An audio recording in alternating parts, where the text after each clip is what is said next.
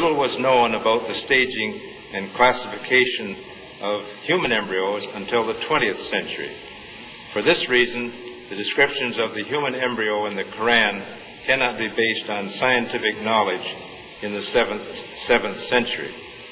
The only reasonable conclusion is that these descriptions were revealed to Muhammad from God, from God, from God, from God, from God, from God.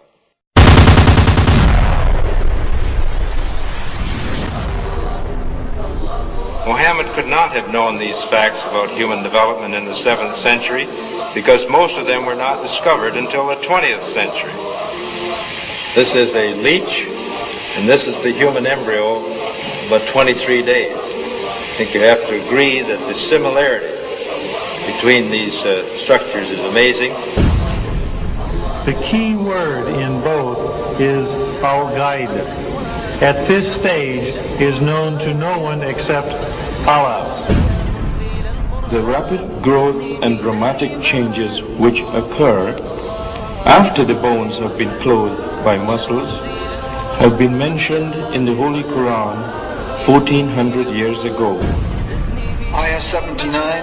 Surah 79, Ayah 32 states, also in the context of creation, "And the mountains hath he firmly fixed."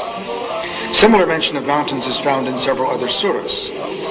It is permissible to interpret this to imply that mountains are rooted and that modern geophysics has established deep crustal roots for the axial parts of mountain systems at converging plate boundaries.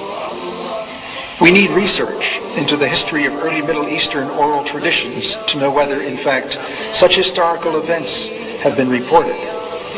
If there is no such record, it strengthens the belief that God transmitted through Muhammad bits of his knowledge that we have only discovered for ourselves in recent time. Fact could only have been revealed to Muhammad by the one who knows all about us, not only about how we developed, but how we live and function. In conclusion, these citations that Sheikh Zindani has supplied to me and which we have discussed are certainly consistent with the variety of different genetic mechanisms that are now known. This certainly helps to emphasize the lack of conflict between religion and science. Thank you very much.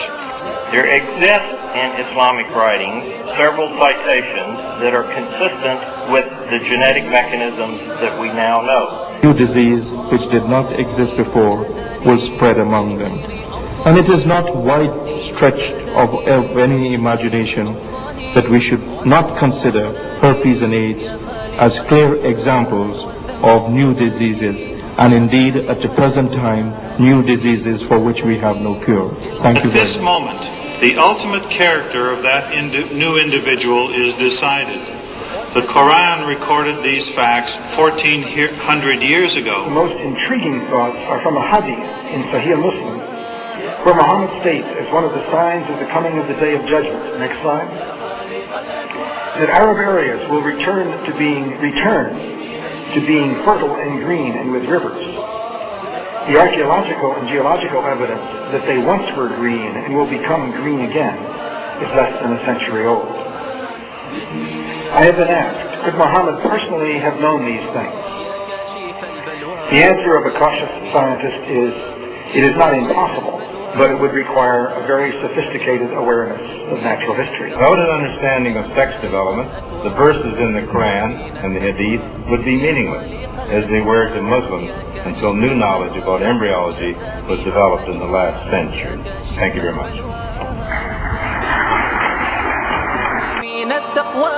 يا خالق الأكوان زدني من التقوى يا خالق الأكوان يا خالق الأكوان يا منزل القرآن يا خالق الأكوان يا منزل القرآن زدني من الإيمان الله يا الله يا خالق الأكوان يا منزل القرآن يا خالق الأكوان يا منزل القرآن زدني من الإيمان الله يا الله الله الله الله الله الله الله الله الله الله الله الله الله الله الله الله الله الله الله الله الله الله الله